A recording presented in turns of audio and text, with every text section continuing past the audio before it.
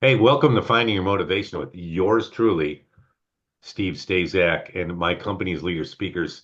Leader Speakers sponsors the show because, of course, we try to get our word out. What we do is we help individuals become not only get over their fear and anxiety of public speaking, but we help them be more effective speakers, i.e., selling the audience. Now, the basis for my show is to have guests on. It's called, our show is Finding Your Motivation. So I have various guests on that contribute their expertise on the show. So it's not just about public speaking or what have you. And my guest tonight is Ursula Taylor. Now, Ursula is she's an attorney, but she's turned into what I consider, I guess, a motivational person that helps leaders. And I'm going to let her tell you a little bit about her experience, what she does, and then we're gonna get into some good questions here. Yeah, thank you, Steve. And thanks for having me. So, some phraseology I like to use about myself, I'll call myself an evolved litigation attorney, evolved litigator, or a litigation doula. I basically take Doula, my okay, tell a, me what tell us what a doula is. a litigation doula is like you maybe have heard of like a labor and delivery doula, right? So you're in a hospital and you to have a baby, a pregnant woman, and a doula is somebody who sort of helps you through that process, whose focus is you and your interests and your health and wellness, not hospital, not utilization for medical services, not some of the same incentives or disincentives of healthcare practitioners, just aligned a little bit differently. And so I consider myself kind of a litigation doula. I have a background in litigation. I've worked in every size law firm. I built my own law firm, my own practice with a What kind of law did you practice primarily? healthcare and managed care litigation Wow, and okay. arbitration, and a little bit of just general commercial disputes too. So I went through all of that and climbed every rung of that ladder, sort of seeking the way out is up, right? The way out is up. But I found myself in my own firm, sort of looking around and thinking, I'm really not helping people resolve their disputes or really in an efficient or effective way. And I don't feel like I'm aligned to their business goals when you consider the cost and uncertainty of litigation. But I also am an intuitive person and I see human emotion. I see fear and feelings beyond the facts and laws and arguments. Right. So I could sort of see the paths, I could see the stumbling blocks, I could see the issues, Mhm. but litigation process is actually quite limited in our ability to, resolve disputes in effective and sustaining ways. And so I closed my practice and I opened my consultancy, which is a bit more Holistic. holistic. Yes. Ah, there you go. Yes. That's exactly what I was thinking about, Exactly. which is interesting because most people think when they think of law and attorneys, that's just the opposite of what they think.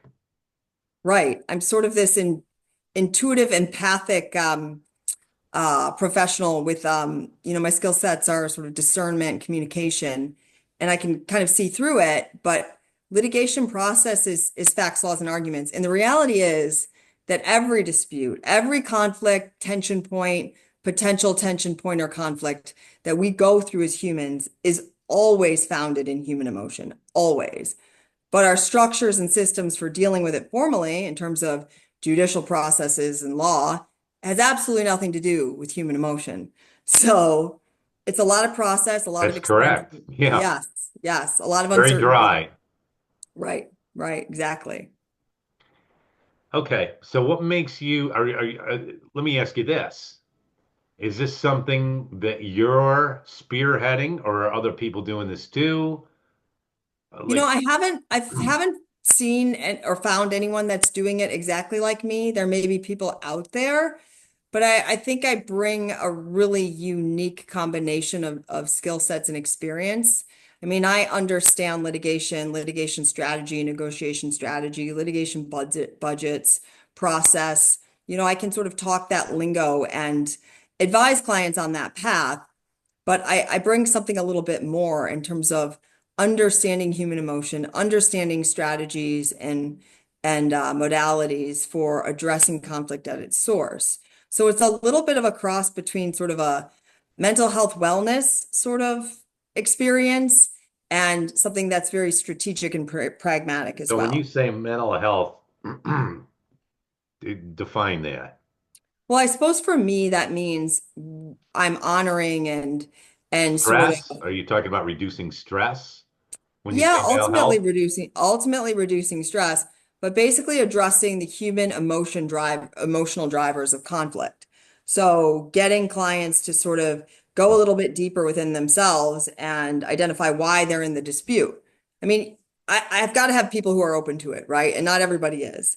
And there's plenty of litigators who will gladly be paid by the hour to run a litigation process for you. But for those people who want to run a business, and no business is fueled on winning disputes, then I offer something different. So one of my really good friends, he was a he was a bit younger than I am. He was a divorce attorney. Those guys talk about emotions. Like on weekends in the middle of the night, all sorts of things getting phone calls. Unfortunately, he had a heart attack at 49.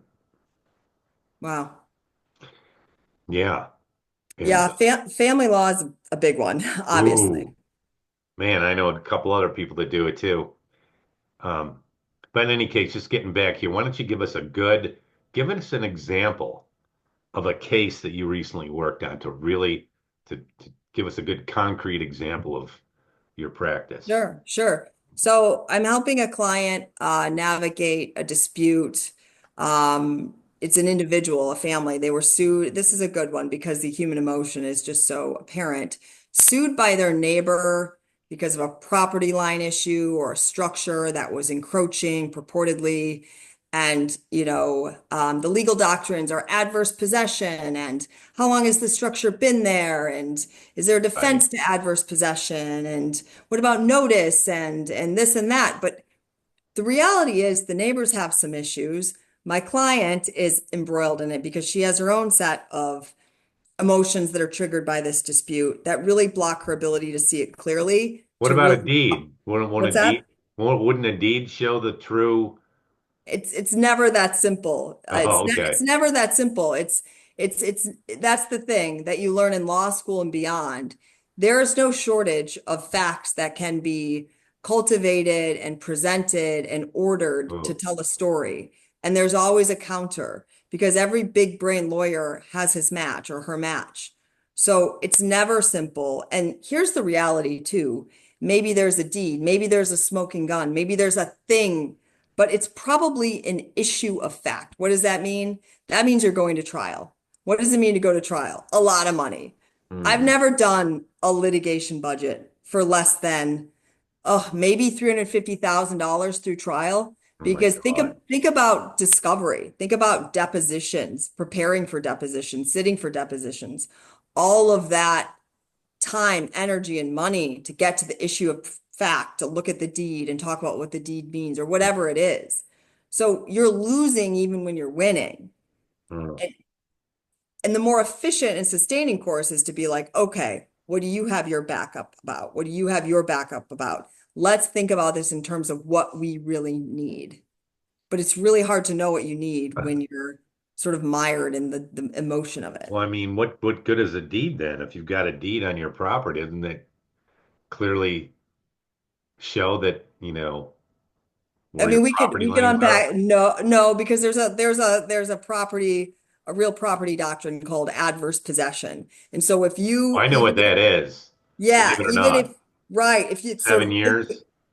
15, 20, it Oh, varies based on state, but if it's open and notorious and which is a question of fact, and if it's been there and it's hostile, it's a question of fact, wow. Yeah, then that's a little you too know, heavy for me, man. Too much thinking going on there. exactly, exactly. Yeah, now I know what all my friends, yeah, I know that it's all coming back to me now. hmm Um, so what you're doing, and we're gonna tie this back into um just trying to think of the word. I can't believe my mind's slipping here, but in a in a motivational sense. So how are we tying this into, let's just say, wait, I know you explained earlier, you're trying to reduce the emotions. Right. Or Yeah, just not really reduce the emotion. I mean, I make think them there's an overlap between what I'm talking about and doing and what you would need to be an effective speaker. emotional stress. I think emotional stress is what drives tension or conflict. Emotional stress also hinders communication, right? Um, and the foundation of my work is that we have the power and the ability within ourselves to cultivate some awareness and get essentially some control over that emotional energy that blocks us. Um, we don't realize that. We think it's all about suppressing it, but it's Yeah, actually about right. just dealing with it quickly and easily so that we can get back to the business of solving the problem and moving forward. So how are you working with some leaders with your business, and how are you let's say cultivating their emotional awareness or reducing their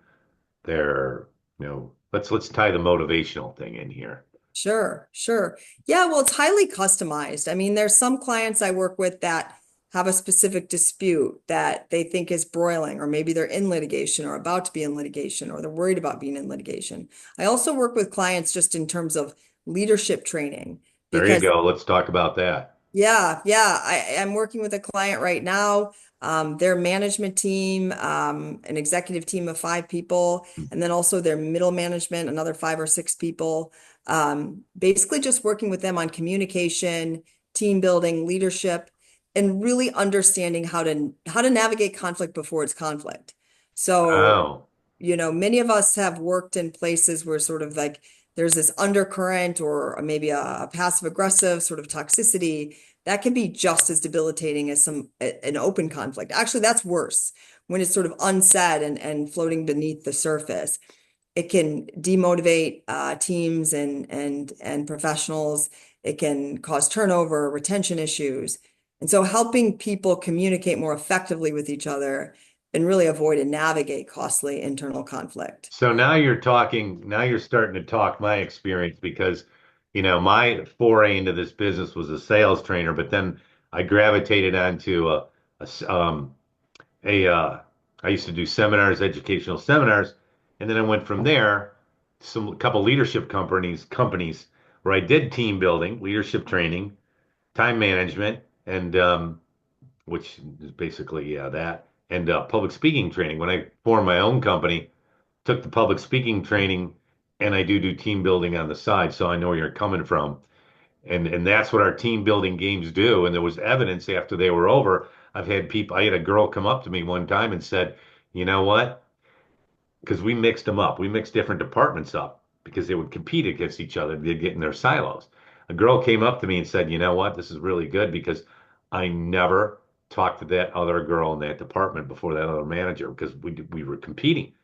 After Mm, this thing, now we open the doors up a little bit. So I know what you're exactly. talking about. Exactly. Opening up the doors a little bit. That's key, right?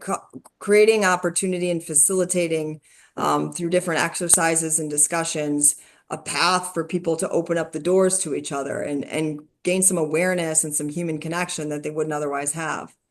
And the key is the reason team building games worked is because if they knew they were going into something, right? The games throw them off, throw their mind off. They said, okay, we're going to have a meeting. We're going to have a leadership meeting because we're going to try to get you guys out of this conflict. It would take them a while. They'd have their guards up most of the time. But when you have these unsuspecting games, they have no idea what they're getting into because they're using other skills and you didn't tell them this is the problem we're going to solve, Mhm, mhm. right? I mean, A that's little that's bit of an that's what ambush. I did. Yeah, it works. I think that works.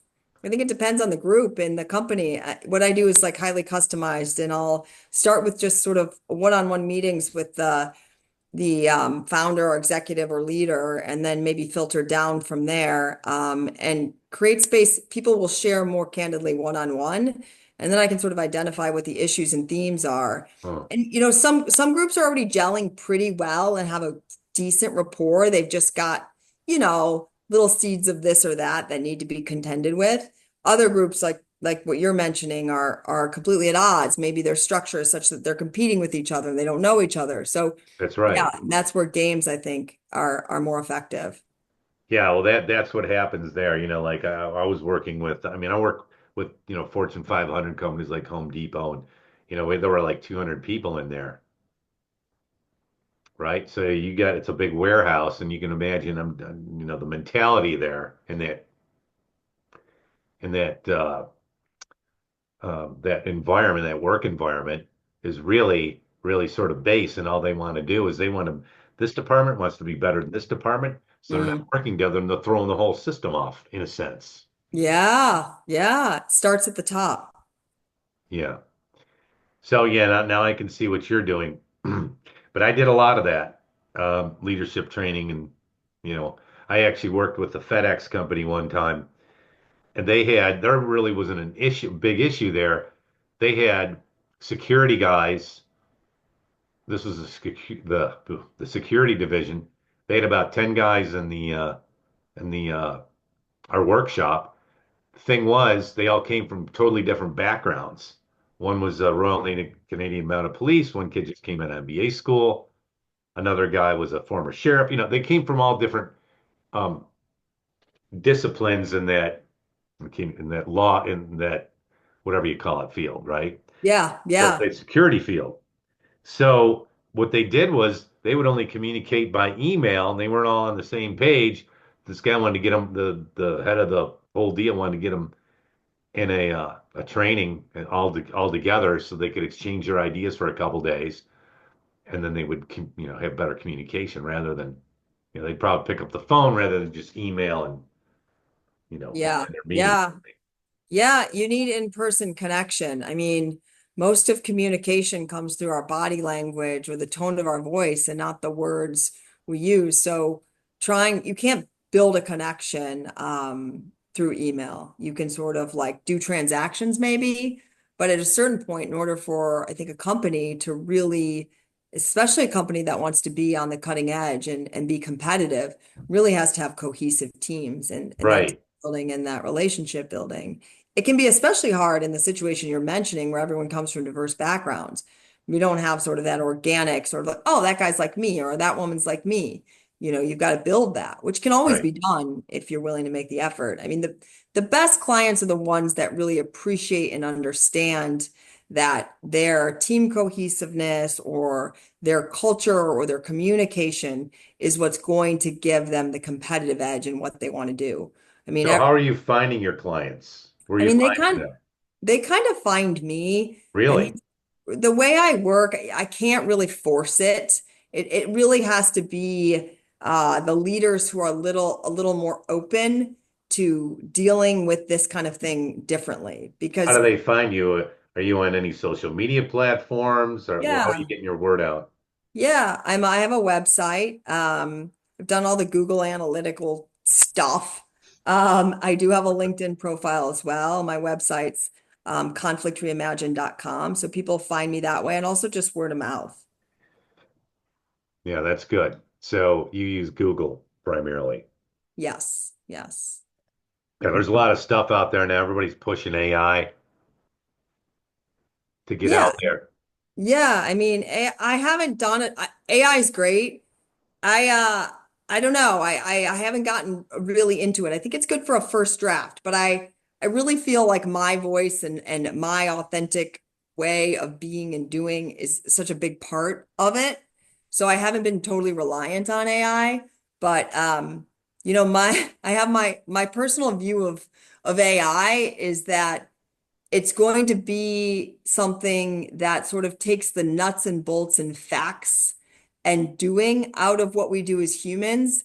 And it's going to force us as humans to be more human, right? Because Oh what do we yeah. have left if we don't have our facts and our laws and Right, our right, our answers? We're going to have to just be like emotive creatures, like our emotion and our feelings and all of right. this. You got to have that, and AI Right, is not like that. right. That's what's going to distinguish us. So I was on a I don't know what you want to call it. I was in a meeting the other day with a group, and this guy was talking about they were doing M&As and some higher level stuff where they go into companies and they add companies in there and they build them up and then they sell them off and all this kind of thing, right? So he had his AI set up on the phone like he was in a meeting. He did a mock meeting and had these, you know, had this person.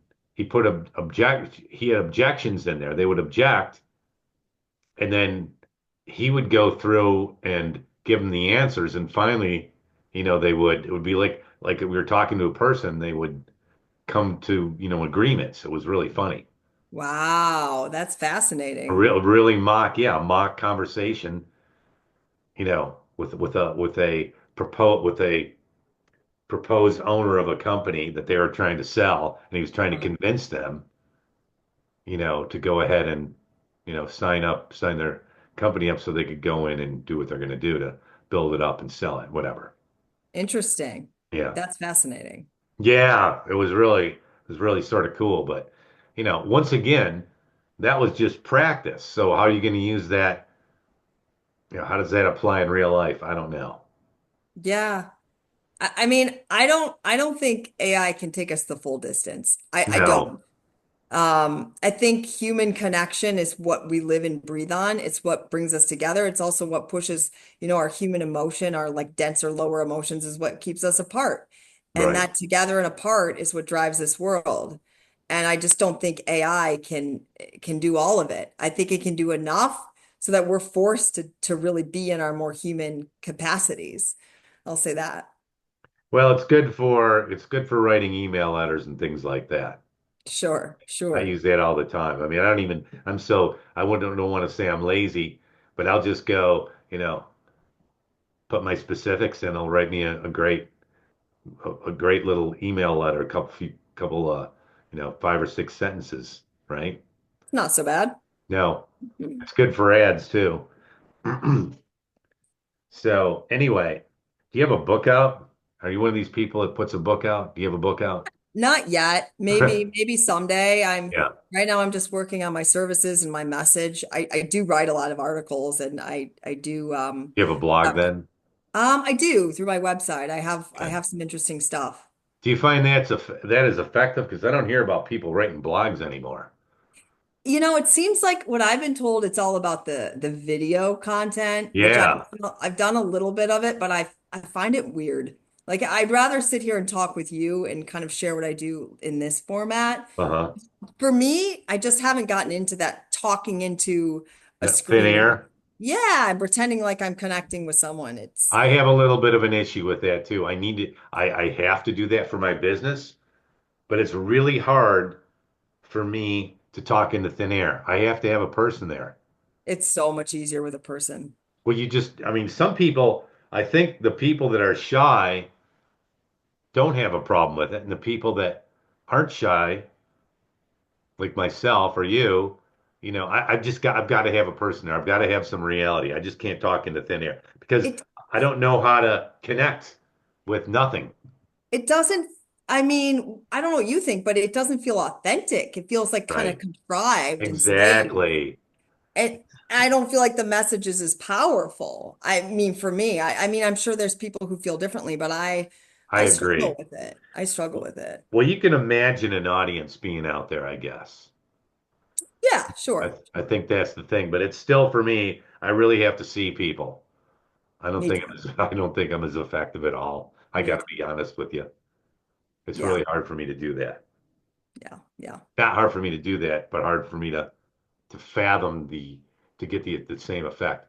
And yeah. something that you said earlier about connecting with the audience, words, when you're speaking, words are only 7% of your conversation or the any kind of exchange you have. Body That's language right. and vocal variety are 93%. Right, right. I've heard that. I couldn't remember the percentages, but thank you. Yes, I've heard that. I think that's absolutely true. Like you have these people, a lot of people that I get in my public speaking classes, even people that I see out speaking, they're so adroit and then they're not using they're not, the words that are coming out their mouth aren't matching their gestures or vice versa, right? And they're not using those, and it's not as effective at all. I think it sends a nonverbal cue that the person is not being fully authentic or truthful or real when It you're could it's be. not all matching, it doesn't evoke that sort of comfort, in the other person. Right. Yeah, it's hard for I don't know how these people get on TikTok and just speak into thin air like they're speaking to somebody and they look perfectly fine, but if I did it, I don't think yeah, it just doesn't work for me. I got to have an audience. They look great. Some of them are really good at it, but I just feel so weird. Yeah. I do Uh, it, but it feels weird. I hear you. So, is there anything you want to say before the end of the bottom of the hour here? Yeah, I mean, I think the key message that I try to convey to anyone who's listening is that conflict is opportunity. Conflict is an opportunity to know ourselves, to evolve ourselves, to unwind some limiting beliefs. It's an opportunity to build stronger relationships with whoever we're in the conflict with. It's not something to be feared. It's something that can be navigated efficiently and effectively and productively. And that's the gist. That's the gist of what I'm trying to impart through my work and how I'm really trying to help people and companies. I totally agree with what you just said. And so I think that's perfect. Where can people find you? You want to give us your website? Sure. Yeah, my website is conflictreimagine.com, and you can fill out a form if you want to reach out to me. I'm happy to have a free conversation with any of your audience members who might be interested. So that's conflict Reimagined.com. reimagined.com. That's a mouthful. So let's say it another conflictreimagined.com. Perfect. Okay. Ursula Taylor, what is the name of your business? Conflict Reimagined, or I think the formal name is My Name LLC, but the I pretty much refer to it as Conflict Reimagined. Okay, great. So, in any case, it was great having Ursula on the show. This is a little bit of a horse of a different color. And but that's the way the show is. I've got a pretty diverse um, array of guests here because there's always a need for something in a different area, and this is pretty unique what Ursula does. So once again, we can find her at Conflictreimagined.com. conflictreimagined.com, and you can find leader speakers at leaderspeakers.com if you're looking for more information on how you can become a less anxious and more powerful and effective speaker. Go to leaderspeakers.com. Thank you very much, folks, and we will see you next week with another wonderful guest.